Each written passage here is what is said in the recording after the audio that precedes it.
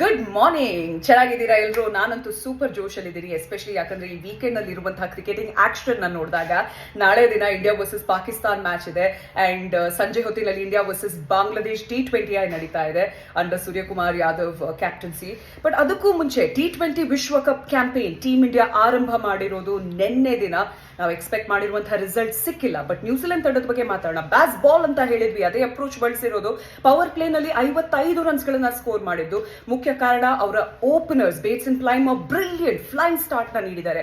ಅದಾದ ನಂತರ Sophie Devine ಗೊತ್ತಾನೆ, ನಮ್ಮ RCB ವಿಮೆನ್ ಯಾವತ್ತಿದ್ರು ನಿಲ್ತಾರೆ. Team captain brilliant run scoring, ಅವರ ಸ್ಟ್ರೈಕ್ ರೇಟ್, ಆ ಪವರ್ ಹಿಟರ್ ಸೂಪರ್ ಆಗಿತ್ತು. ನನಗಂತೂ RCB ಮ್ಯಾಚ್ ನೆನಪಾಗೋದು, ಯಾಕಂದ್ರೆ 99 ರನ್ಸ್ ಬಾರಿಸಿರುವಂತದ್ದು, 36 ಬಾಲ್ಸ್ ಗಳಿದ್ದು, ಆಪತ್ ಬಾಂಧವರಾಗಿ ನಿಂತಿರೋದು. ಅದೇ ರೀತಿ ಆಡ್ತಾರೆ ನ್ಯೂಜಿಲೆಂಡ್ ತಂಡಕ್ಕೆ. ಅಂಡ್ ಈಚೆ ನಮ್ಮ ಟೀಮ್ ಇಂಡಿಯಾ ಕಡೆ ನೋಡಿದ್ರು RCB ಪ್ಲೇಯರ್ಸ್ ಇದಾರಪ್ಪ. ಶ್ರೇಯಾಂಕ ಪಾಟೀಲ್ ಅವರ ಬ್ರಿಲಿಯಂಟ್ ಕ್ಯಾಚ್ ಮರೆಯಕ್ಕಾಗಲ್ಲ. ಆಶಾ ಶೋಭ್ನಾ ಬೇಕಾಗಿರುವಂತಹ ವಿಕೆಟ್ ಪಿಕ್ ಮಾಡ್ತಾರೆ.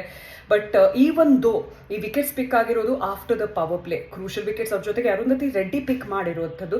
And Renuka Singh, of course ಸ್ವಲ್ಪ ಫೀಲ್ಡಿಂಗ್ ಕಡೆ ಗಮನ ಕೊಡಬೇಕಾಗುತ್ತೆ ರೇಣುಕಾ ಸಿಂಗ್.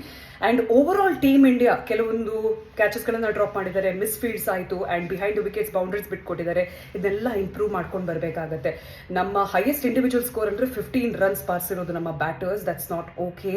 ಇಂಥ ಒಂದು ಸನ್ನಿವೇಶದಲ್ಲಿ T20 ವಿಶ್ವಕಪ್ ಆಡ್ತಿರೋದು. ಹಾಗಾಗಿ ಒಂದು ಬ್ರಿಲಿಯಂಟ್ ಆಟ ನಾಳೆ ದಿನ ನಮಗೆ ನೋಡೋದಕ್ಕೆ ಸಿಗ್ಲಿ ಅಂತ ಆಶಿಸೋಣ. ಇನ್ನು ಲೀಗ್ ಹಂತದಲ್ಲಿ 3 ಮ್ಯಾಚಸ್ ಬಾಕಿ ಇದೆ.